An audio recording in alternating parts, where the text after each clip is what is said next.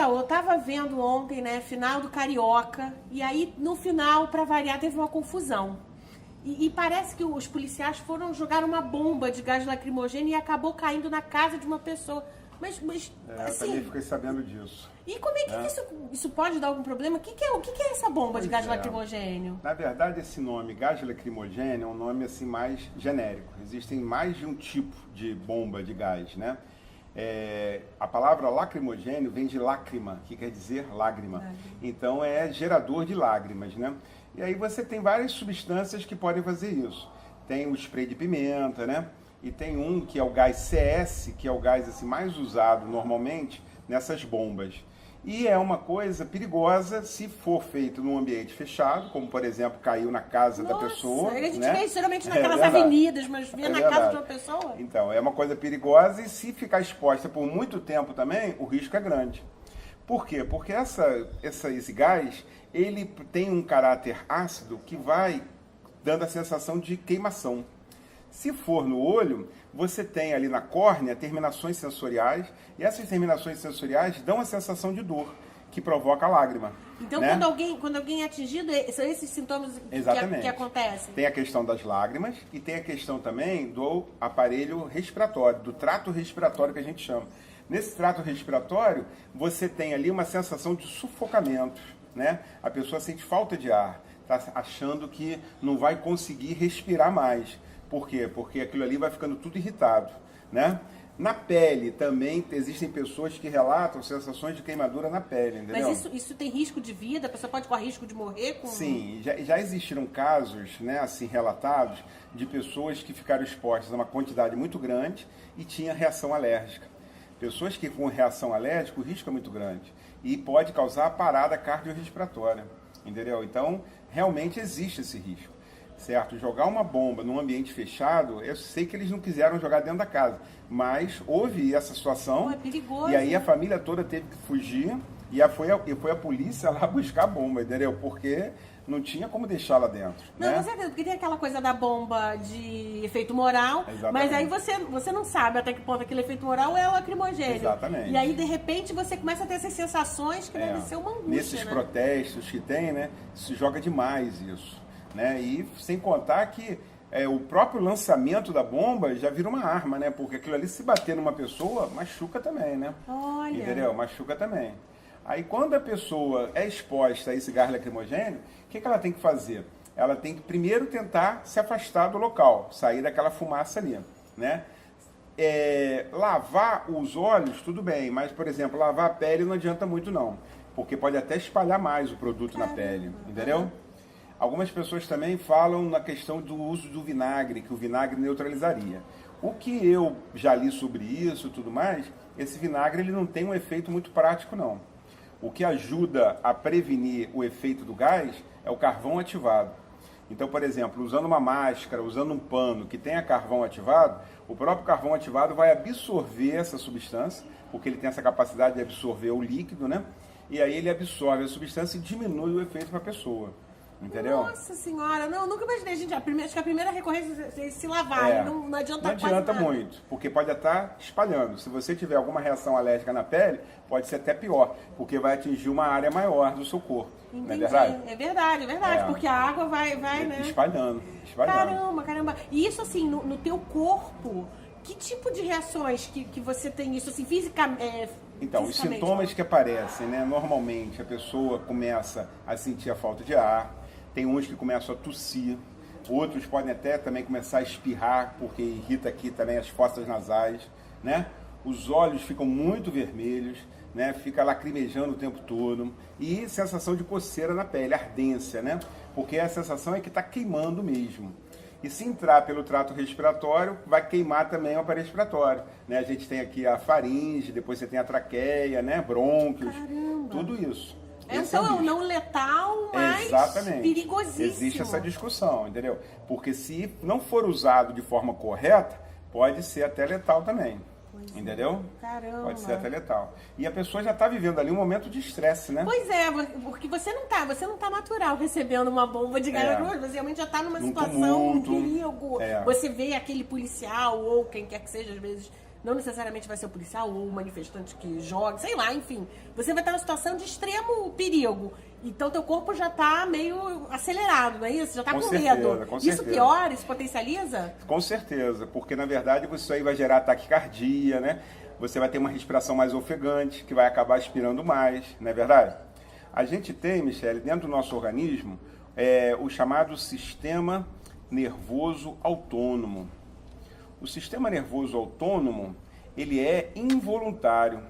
Ele é involuntário. Você, na verdade, não tem um controle próprio sobre ele. O que? Aquele de né? respiração? Exatamente. As funções? Exatamente, as funções internas. Esse sistema nervoso autônomo, ele age, né, estimulando ou inibindo a nossa musculatura lisa, né? Por exemplo, o peristaltismo do tubo digestivo, né? A bexiga. Age também sobre a nossa musculatura cardíaca, né? Age também sobre a musculatura cardíaca e age também sobre as nossas glândulas, certo? São coisas involuntárias, sendo que a gente tem algumas situações que você percebe o que está acontecendo. Vou te dar um exemplo. A sensação de bexiga plena, bexiga cheia de urina. Você está sentindo que você tem que procurar um banheiro, né? Então isso, na verdade, é um controle involuntário, mas que você sabe que você tem que buscar, que senão a coisa complica, né? E esse sistema nervoso autônomo, Michele, ele é dividido em dois tipos. Um a gente chama de simpático e o outro a gente chama de parasimpático. Esse nome é engraçado, não né? É antipático. É verdade. Simpático e parasimpático, né? O simpático libera noradrenalina nas sinapses. De uma forma geral, eu costumo dizer que o sistema nervoso simpático ele prepara você para uma situação de emergência. É o que a gente chama de reação de luta e fuga, né? É uma coisa primordial, é uma coisa assim... Básico, exatamente, né? Fugir do bisão. Exatamente, exato. Que segue em todos os animais. O cachorro vai ter isso também, não é verdade? Então a reação dele vai ser ou lutar ou fugir. Se for maior do que ele vai fugir. Vai correr. E o parasimpático é o contrário. O parasimpático ele tende a estabilizar, ele tende a te acalmar. No parasimpático você tem liberação de acetilcolina nas sinapses. Então você vai ter aqui uma reação de emergência, né? Isso aqui vai te provocar a taquicardia.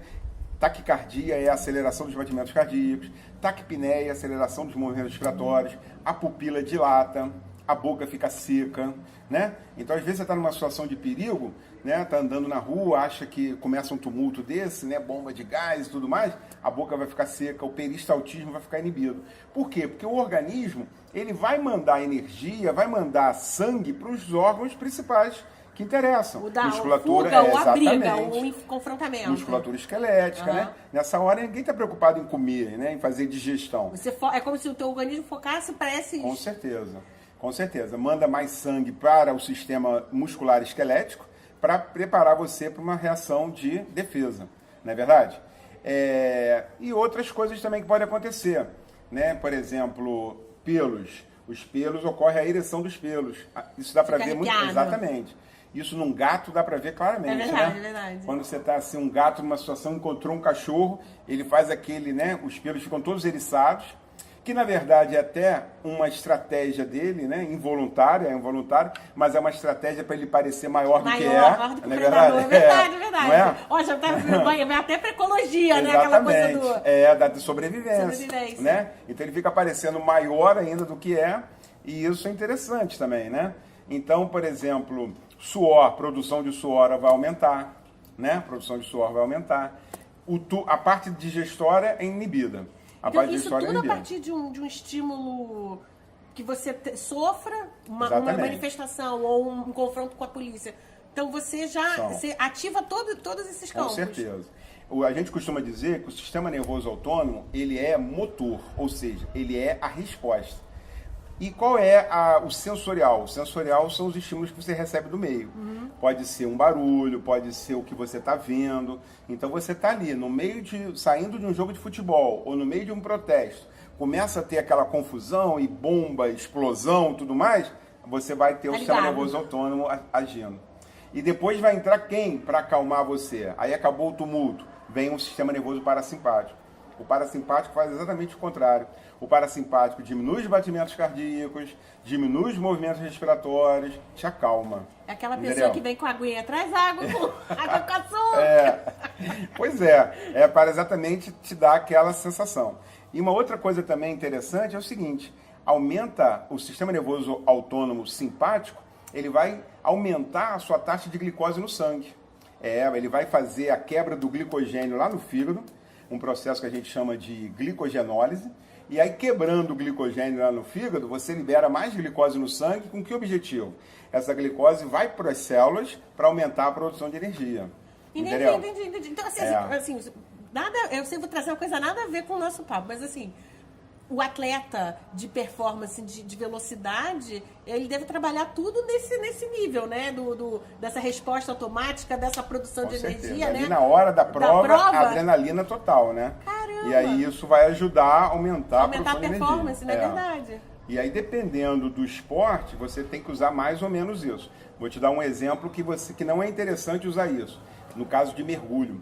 Existem umas competições de mergulho de profundidade. Aquela apneia? Exatamente. Ali você não pode estar com adrenalina. Você tem que estar calminho. A tiro também deve ser assim, né? Porque tiro tem aquela coisa de ficar... Porque se você tiver com adrenalina, você consome oxigênio muito rápido. Respiração, né? Então, a pessoa que vai fazer aquela prova de apneia, ver quem consegue ficar mais tempo embaixo d'água, quem vai mais fundo, ele faz um relaxamento para diminuir os batimentos cardíacos, para entrar em ação parasimpático, para exatamente poder diminuir o consumo de oxigênio. Mas até o mergulho normal, para você não gastar, o pessoal que é fã de mergulho, quer mergulhar bastante tempo, para não gastar o cilindro, também tenta trabalhar muito essa coisa da calma, né? Com certeza. Se ele estiver lá embaixo, afobado, com medo, né?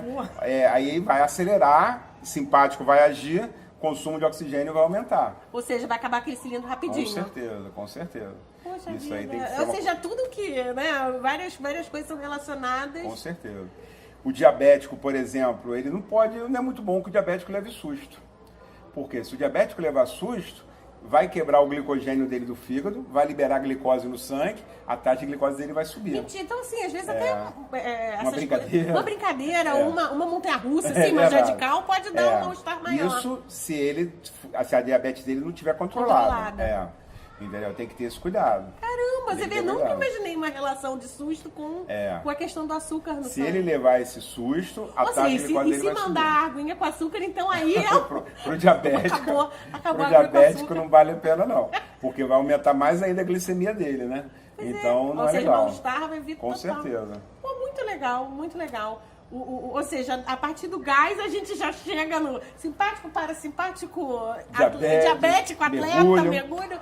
Espetáculo. Porque na verdade a biologia é assim, né? Tá tudo interligado, né? Pois é, a gente pode. Ecologia.